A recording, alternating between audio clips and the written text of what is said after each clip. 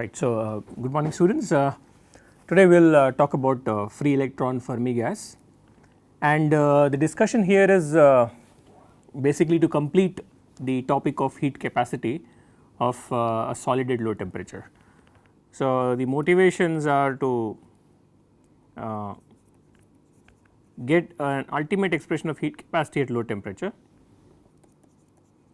and what I mean by my statement is that, so I know that the heat capacity of a solid is due to lattice vibrations, which is due to vibration of ions about their mean position. So, these vibrations are quantized in terms of phonons. So, we had used a boson theory of solids, and we had derived an expression due to d by, which said that at low temperatures the behavior is T cube. So, let us say that the proportionality constant is alpha. Today we will discuss another contribution to the overall heat capacity of solids at low temperature, and that comes from the free electrons in a metal. So, naturally our discussion is contextually valid only for metals which have free electrons to contribute to the overall heat capacity. So, here at the end of our discussion we will see that this is proportional to temperature at very low values of temperature. So, both the lattice vibrations and free electron contributions saturate to 3 by 2 or saturate to 3 kT in terms of energy at high temperatures. So, the heat capacity at very high temperatures, when neither the lattice vibrations contribute nor the electrons contribute, we see that the heat capacity becomes 3 Nk, which is the Dulong-Petit's law. The exciting stuff only happens at low temperature, where both lattice vibrations and electrons pitch in and contribute to the overall heat capacity. Okay. So, we need to keep this in mind that we have only completed in the first 2 lectures the first half of the heat capacity, which is due to lattice vibrations. Today we will extend the discussion and include the free electrons that are there in any metal, copper for example, iron for example. We shall see how the heat capacity is affected due to free electrons as well. So, that being the introduction, I can start from the statistics of electrons, which are fermions. So, for fermions,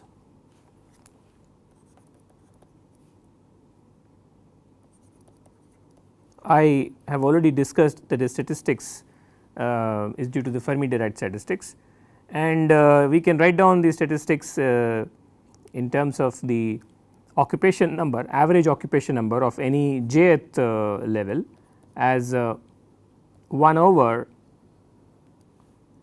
e to the power beta Ej minus mu plus 1. Okay. And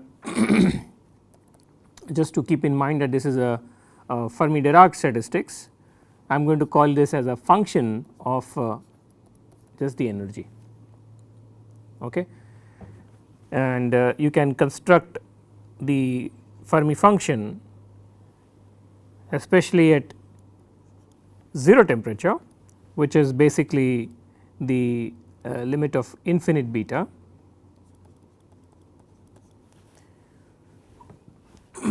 As if you look at the Fermi function, for all energy values which are less than this chemical potential mu, as beta goes to infinity, the exponential turns to 0 because it is e raised to minus infinity.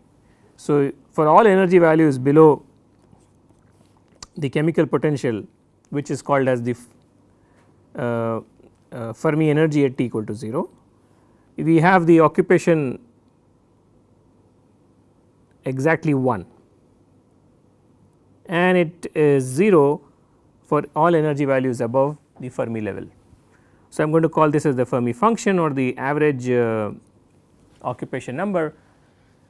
At t equal to 0 or infinite beta, all energy levels are fully occupied. So, there is no sense of an average occupation level, it is exactly 1 because anyway you have taken an extreme case of t equal to 0. So, what is also indicated in this figure is that I have conveniently taken the chemical potential at t equal to 0 as the Fermi energy.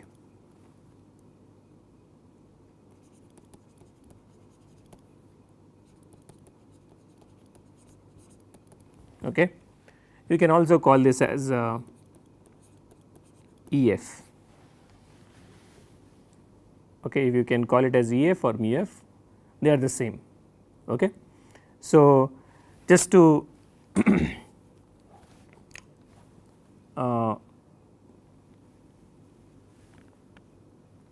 continue the discussion, I can write down the total number of particles in our system as simply sum over all the average occupation numbers in our Fermi system. Okay. So, that will sum up to the total number of particles in the system. I can also compute the total energy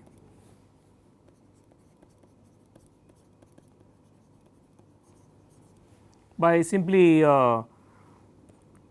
sampling the energy of each level, let us say E j, and sampling in the distribution which is the Fermi Dirac distribution.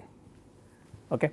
So, naturally at t equal to 0 this would simply be sum over all the energies from 0 to Fermi level, and the excitation of each level is just 1, it would be nothing but number of fermions that are there in the system times their energies. So, these definitions that I have written is precisely valid at all t. So, which means they are applicable at all temperatures, not just at t equal to 0.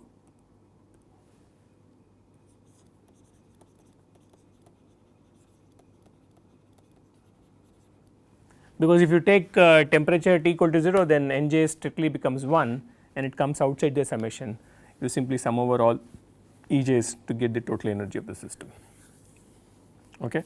As you can see from this figure that our Fermi Dirac statistics is exactly 1 for at t equal to 0 for all energy values below the Fermi surface. Now, we are looking in general systems where the number of particles usually is a very large number. For example, we are dealing with metal objects in our laboratory experiments, or we are dealing with solids where n is of the order of 10 to the power 23. It is a very large number, and of course, the volumes are very large. Okay, the volumes are millimeter cube or centimeter cube compared to the volume occupied by an atom or a molecule. This is a very large volume. So, the numbers themselves are very large, and but we have a finite density. So, this limit of the extensive variables n and v being very large such that the intensive variable density becomes finite is called as a thermodynamic limit. So, we are working in thermodynamic limit.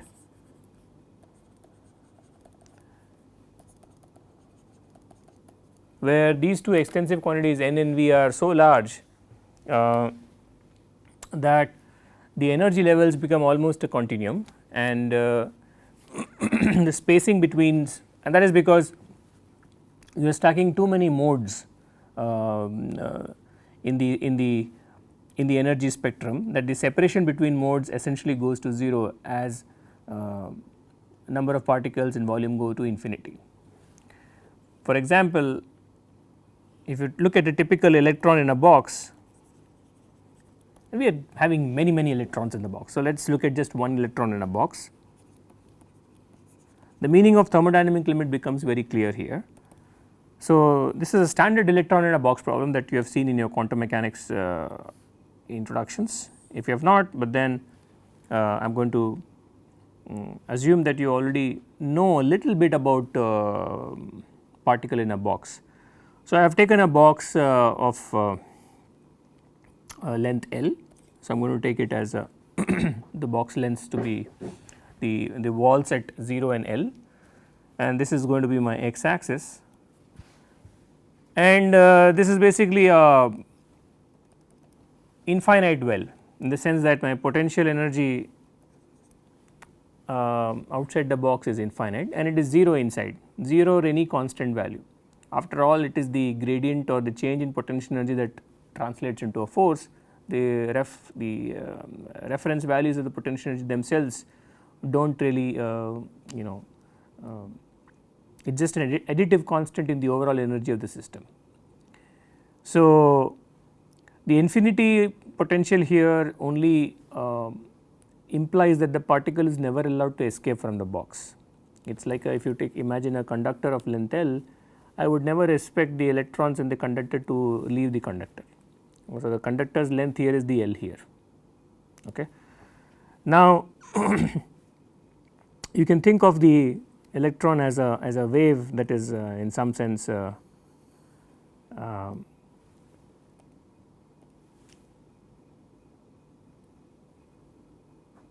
solution of a Schrodinger equation. So, you can think of the wave like solutions as psi of x as some normalization constant into sine of n pi x by L. You will do it for many electrons. Right now, I am showing it for just one electron, and so naturally this would be the case for n equals to 1. You can consider higher n's, okay, for n equal to 2, you can consider another case such as, right. So, now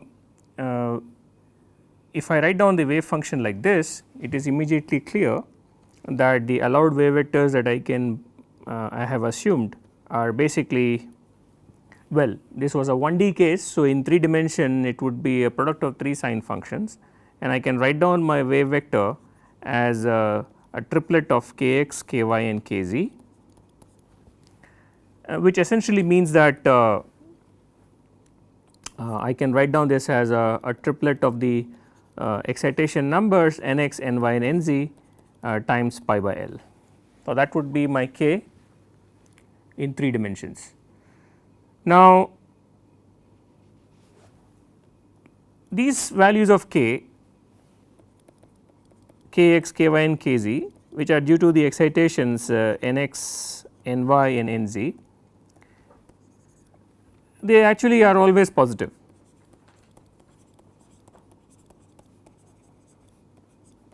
The simple reason being that if I take negative values of these excitations, it does nothing to my wave function except for except that it incurs an overall negative sign in my wave function, which does not pose any problem, because at the end of the day I will be looking only at the expectation value, which is required for which the probability density is required, and that is mod psi star. And so, the negative values of the wave functions pose no bearing on the expectation value of observables in quantum mechanics. So, I am going to take only positive values of these excitations. Negative values affect the system in no way, except that the overall wave function becomes negative, and we are not interested in negative excitations precisely for that matter. Now, so I can now write down, if you can see now, as the system size, which is L, goes to infinity, that is my volume goes to infinity, these become very closely stacked. Okay.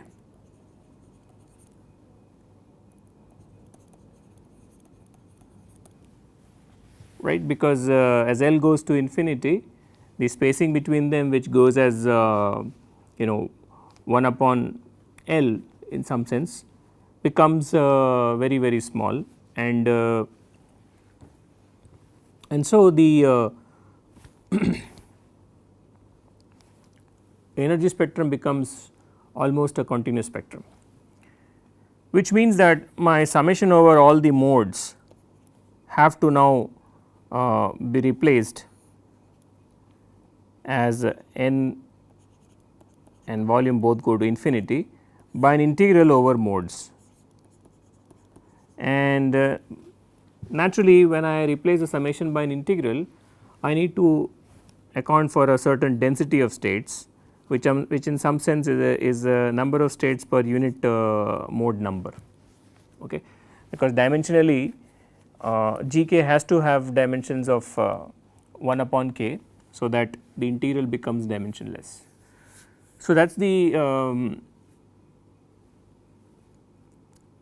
effect of increasing a system size to infinity, that you naturally get the concept of a density of states.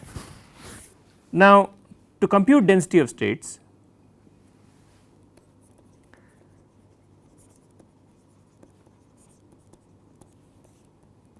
you can imagine your K space as basically an octant where kx, ky and kz are positive, for the reason that we have just mentioned, that we are interested only in positive values of the excitations. The negative values have no bearing on the overall observables. So, I can think of one octant in my K space, the so called the octant where all values of my components of the wave vector k are positive. So, I can take one on this surface, I can take some value of my k, which is given as the set of 3 components all greater than 0, and now I can just compute the number of states inside this octant. Okay. So, if I was going to compute the number of states in an entire sphere of radius k, I would get precisely 8 times the number of modes that I need for my calculation, okay. But I do not want that, which means when I write down for the number of modes,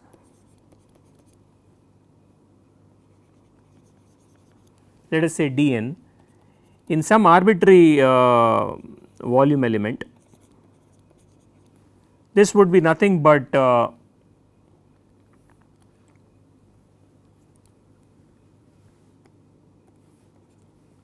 volume of this volume element, that is d cube k, over the minimum volume one can imagine inside this k space. The minimum volume is due to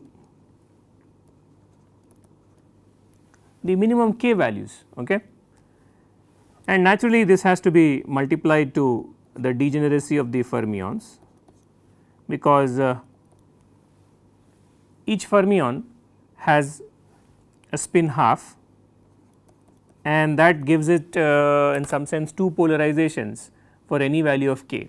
So, it can be in in 2 states, s being half. So, 2 s plus 1 is the degeneracy. So, it can be plus 1 or minus 1 states, and you have to also account for the fact that we are only interested in the octant where kx, ky and kz are positive. If you do not take into consideration that, you would be overcounting the number of states by a factor of 8. So, precisely to account for that positiveness of the excitations nx, ny and nz, I have taken the factor of 1 by 8. So, this is basically to remind us that we are taking only nx, y and nz as positive, okay. So, now we can write down dn modes in volume element d cube k as, I can write down the volume element as 4 pi k square into dk, 4 pi k square here being the surface area of the sphere at radius k, and dk is a small shell at the radius k. So, the volume of the spherical shell is 4 pi k square dk multiplied by of course, our degeneracy factor into the fact that I am going to be interested only in the positive values of the excitation. So, hence only 1/8 of the total volume is going to be constructed, is going to be used, and I am going to divide it by the minimum volume, and that is constructed by simply taking the minimum k. Now, the minimum k here is if you take nx, ny and nz as 1, the minimum k comes out to be just pi by L. Okay. So, along the x direction the minimum k is pi by L, along the y direction it is pi by L, and along the z direction it is pi by L, corresponding to nx, ny and nz taken as 1. So, I am going to take pi by L and raise it to power 3. So, then this will give me, if I take all the prefactors in one place, I would be getting 2s plus 1 into k square into volume dk over 2 pi square. 4 times 2 is 8, and we have a pi cube in the denominator and a pi in the numerator. I think I have taken care of all the factors. Okay. So, now this is my g of k into dk. So, this is basically giving us the density of states in the k space. So, my g of k is now 2s plus 1 into volume into k square over 2 pi square. Okay. So, then I can compute a few important quantities. So, let us compute first n, the total number of particles. So, n is nothing but integral density of states into k. So, basically this quantity, if you recall, is nothing but number of particles per unit k space. So, if you integrate this density over the entire k space, then you should recover the total number of particles, as long as you take the limits on the integral from 0 to the Fermi wave number, because we are integrating it at t equal to 0. I expect all my electrons to be within the Fermi sphere. So, the upper limit of my integral is Fermi wave vector, and this will give me the total number of particles to be as n. So, at t equal to 0, if I do this integration, I will recover the number of particles, and that would give me the definition of the Fermi wave vector. Let us do that integral. We will simply substitute g k from up above, and that would become 2s plus 1 over 2 pi square into v, and integration on k square will simply become kf cube by 3. So, you can recast this equation in terms of the Fermi wave vector as simply 6 pi square over 2s plus 1 into n by v, the whole thing raised to power 1/3. Okay. So, this is my Fermi wave vector. I can also compute now because I have the Fermi wave vector with me, I can compute my Fermi energy. So, computing Fermi energy,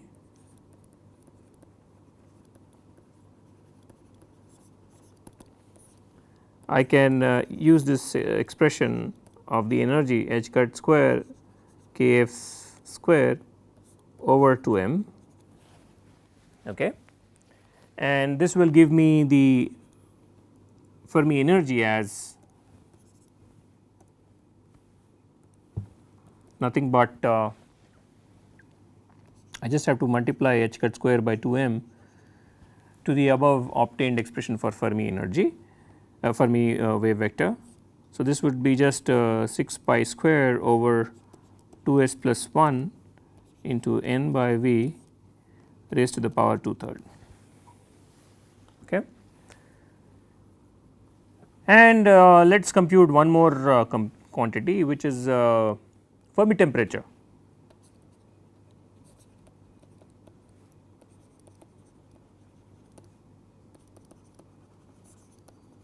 Now, since we have an energy scale, I can always compute a temperature commensurate with that energy scale.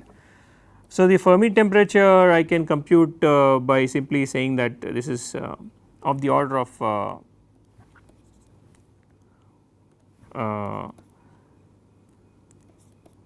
the Fermi energy over the Boltzmann constant. Okay. So, this would be nothing but h cut square over twice m the Boltzmann constant into 6 pi square over 2 s plus 1 into n over v raised to 2/3.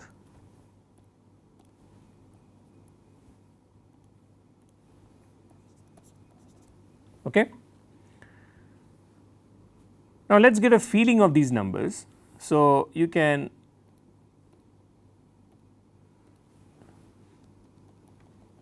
just to get a feel of these numbers, which is important because see they are the consequence of our system being treated quantum mechanically. So, the consequence of treating electrons as a system of fermions which obey Pauli's exclusion principle, and the fact that we are squeezing so many of them in a small volume, in a volume which is pushing your densities to 10 to the power 28 per meter cube for typical metals like copper, has natural consequences on these values, and you should see the strength of these numbers to sort of have an appreciation of the quantum mechanics that goes into the calculation. Okay. So, take for example copper, and which is an extremely good conductor. So, the number density of copper is roughly number density of electrons is usually 10 to the power 28 per meter cube. Okay. And just to get a feel of these numbers for a typical metal, the numbers will not vary much. So, it will give you an order of magnitude estimate. So, let us compute for example, the Fermi wave vector's magnitude. This would be of the order of the density to the power 1/3, and that is nothing but roughly, if I take 10 to the 28 and raise 1/3 of it, it is roughly 10 to the power 9 per meter. Okay. And so, the wavelength will be typically a nanometer, because k is inverse of the wavelength. And if you want to get a feel for the Fermi energy, this would be, if you look at the expression of Fermi energy on the left, I have a Planck constant to the power 2. So, that is giving me a 10 to the minus 68. I have an electron mass in the denominator, that is giving me 10 to the power minus 31, which when taken upstairs becomes 10 to the power 31, and I have the density to the power 2/3. Density to the power 1/3 is already 10 to the power 9. If I raise it to the power 2, it becomes 18, and this would be in joules. So, if you sum up all the terms, this becomes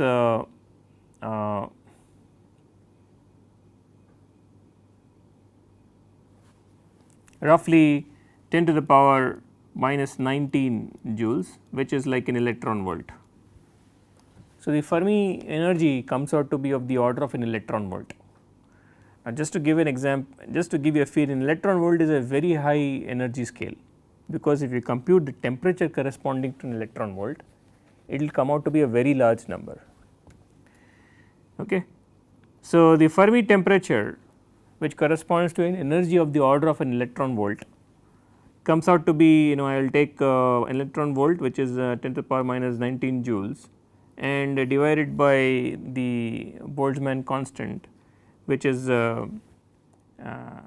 roughly, I am going to just take the Boltzmann constant upstairs. So, this would just give me 10 to the power 23, and so that is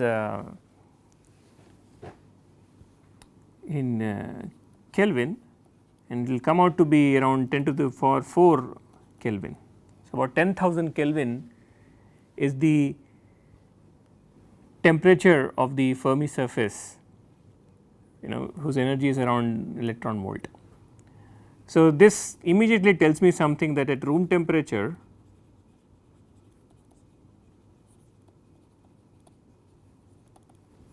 the ratio of if I take the room temperature with 300 Kelvin, which is not a, which is a decent approximation, the ratio of T over Tf is going to be a very small number, and it tells me that for most purposes room temperature is considered to be a classical regime, because the corrections that are going to be done over and above the Dulong-Petit's law are of the order of T by Tf. So, they have become very, very small as temperatures are equal or above the room temperature, where you always see the heat capacity becoming independent of temperature, become just 3 kb, 3 times n kb. So, this ratio of n T over Tf will be shown that it is related to the fraction of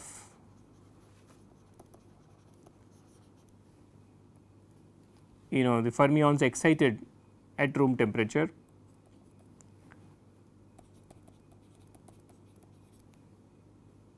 fraction of excited electrons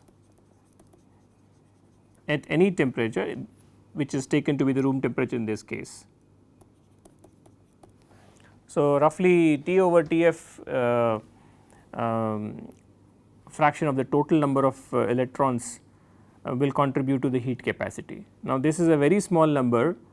So, it is enough to have a very small fraction of the electrons of the total 10 to the power 28 in your if you take a meter cube sample, then out of these 10 to the power 28, only about T over Tf, which is a number that is very, very small, that is just 1 upon 100, okay, if you are taking temperature to be room temperature, contributing to your overall heat capacity.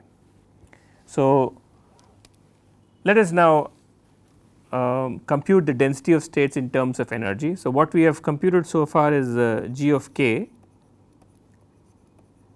and this was computed to be 2s plus 1 V k square upon 2 pi square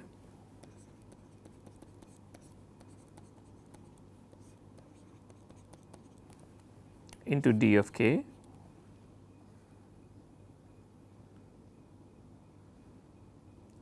and if you to get the density of states in terms of energy. Okay, so, I am going to call this as let me use a different symbol for density of states in terms of energy. So, let me call density of states for energy as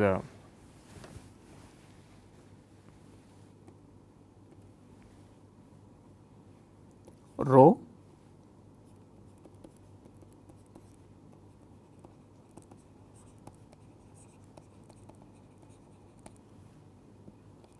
in terms of energy. That means I am looking for density of states which will give me number of states per unit energy interval. Okay. So, I can compute this by equating it to rho e dE because after all whether I compute the density in k space or energy space, the conservation of the number of particles says that I must get the same number of particles whether I integrate the density in k space or density in energy space.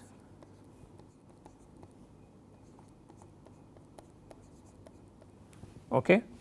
I am going to use the symbol rho e.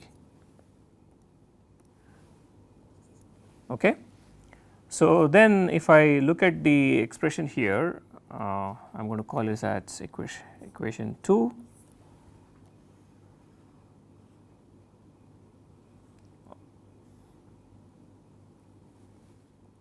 Call this as equation 1.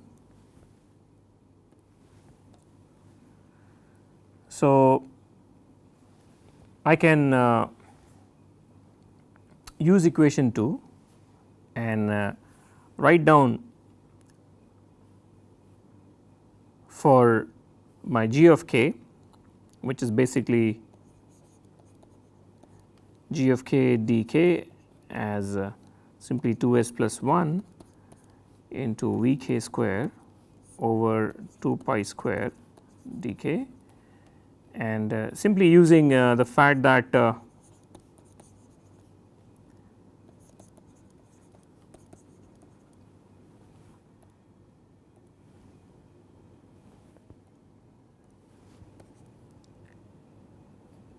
the energy is related to the wave vector as h cut square k square by 2m.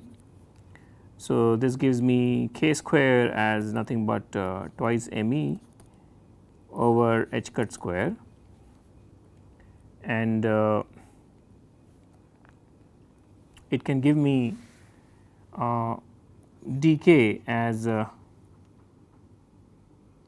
1 upon k me over h cut square. Okay. So, I can write for dk as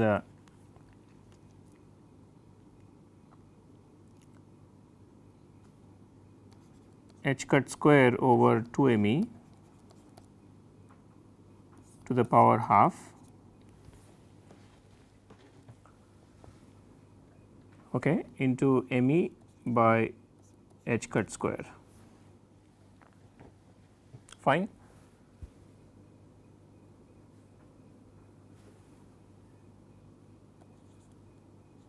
Of course, there has to be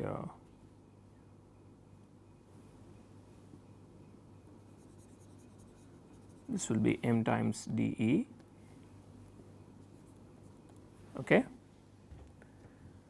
Fine, because if I take a derivative with respect to k, I get 2k dk equals to 2m dE by h cut square. The factor of 2 cancels from both sides, and now I can write this as so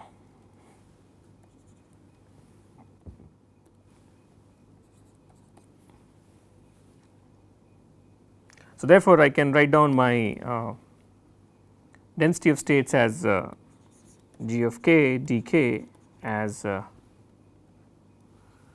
2s plus 1 into v times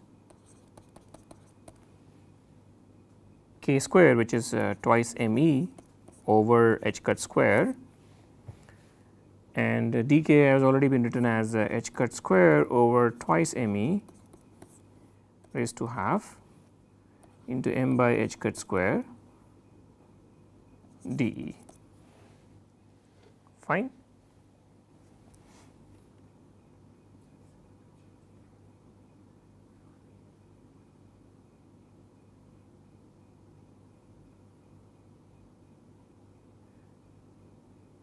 Okay. So, then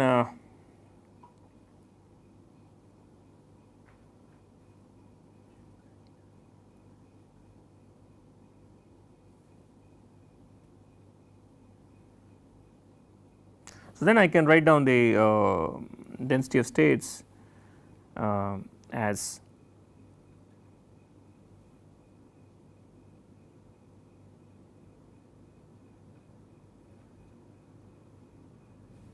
2s plus 1 into V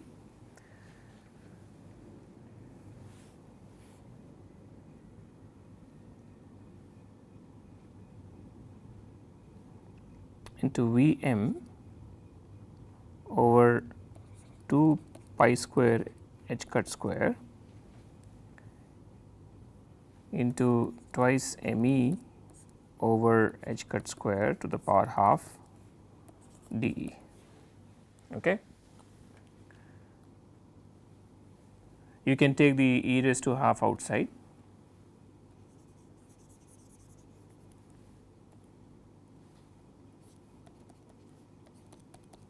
To show that the density of states, and this is nothing but your density of states in terms of energy. Okay. So, our density of states now in terms of energy is 2s plus 1 into V m by 2 pi square h cut square into 2 m by h cut square raised to half into e raised to half dE.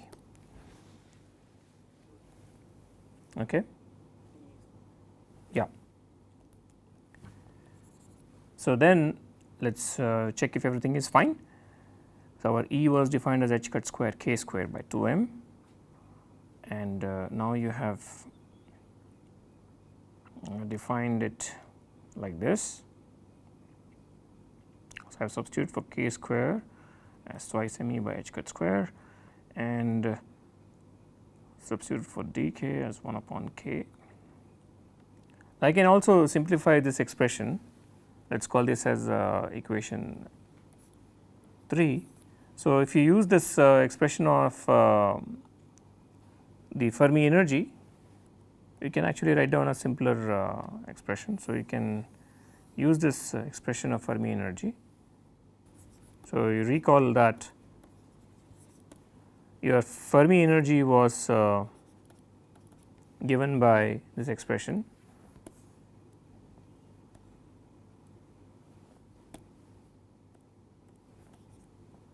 So, I can compute for